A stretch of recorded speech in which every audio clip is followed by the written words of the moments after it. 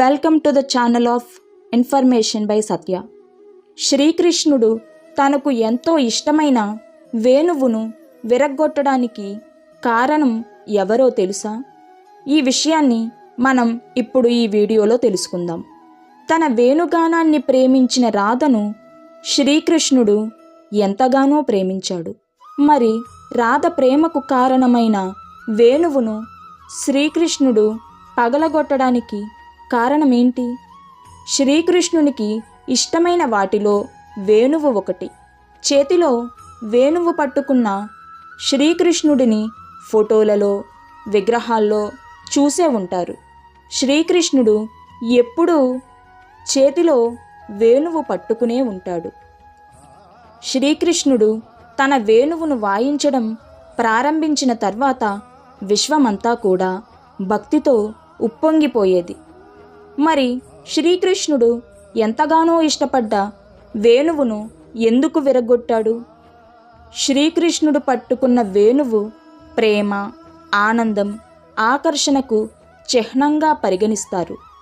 ఆయన చేతిలోని వేణువును మహానంద లేక సమ్మోహిని అంటారు. ఈ వేణువు శబ్దానికి ఎవరినైనా మంత్రముగ్ధులను చేసే శక్తి ఉంది.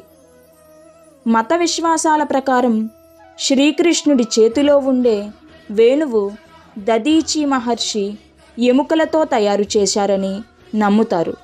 బాలకృష్ణుడిని కలవడానికి వచ్చిన పరమేశ్వరుడు ఆయనకు ఈ వేణువును బహుమతిగా ఇచ్చాడట. అప్పటి నుండి ఈ వేణువును శ్రీకృష్ణ పరమాత్ముడు తన దగ్గరే ఉంచుకున్నాడు. రాధ కూడా ఓసారి వేణువుతో నేను కృష్ణుడిని చాలా ప్రేమిస్తున్నానని చెప్తుంది. కానీ కృష్ణుడు నాకంటే ఎక్కువగా నిన్ను ప్రేమిస్తున్నాడు, తన పెదవులతో నిన్ను ముద్దాడుతాడు, దీనికి కారణం ఏమిటి అని అడుగుతుంది.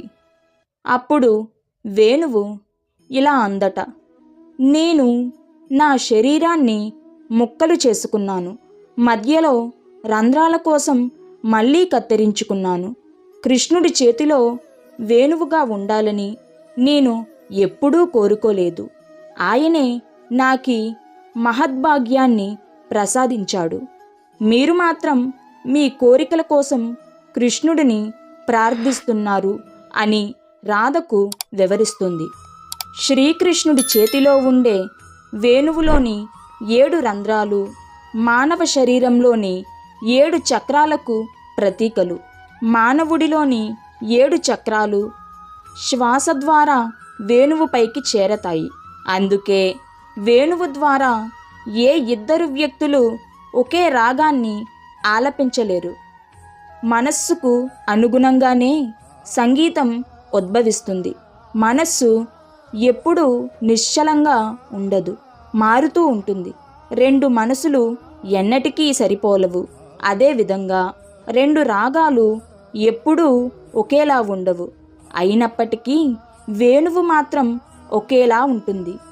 ఈ విశ్వంలోని ప్రతి వ్యక్తి జీవితం సృష్టికర్త చేతిలో వేణువు లాంటిది. మనసు ప్రశాంతంగా ఉంచుకునేందుకు ధ్యానం ఉపకరిస్తుంది, భగవంతుడికి దగ్గర చేస్తుంది. మరి వేణువు విరవడానికి కారణమేంటి? తన చివరి క్షణాల్లో రాధను ఏమైనా కోరుకోమని శ్రీకృష్ణుడు అడుగుతాడు. ఆమె తనకు వేణువును ఇవ్వమని శ్రీకృష్ణుడిని కోరింది.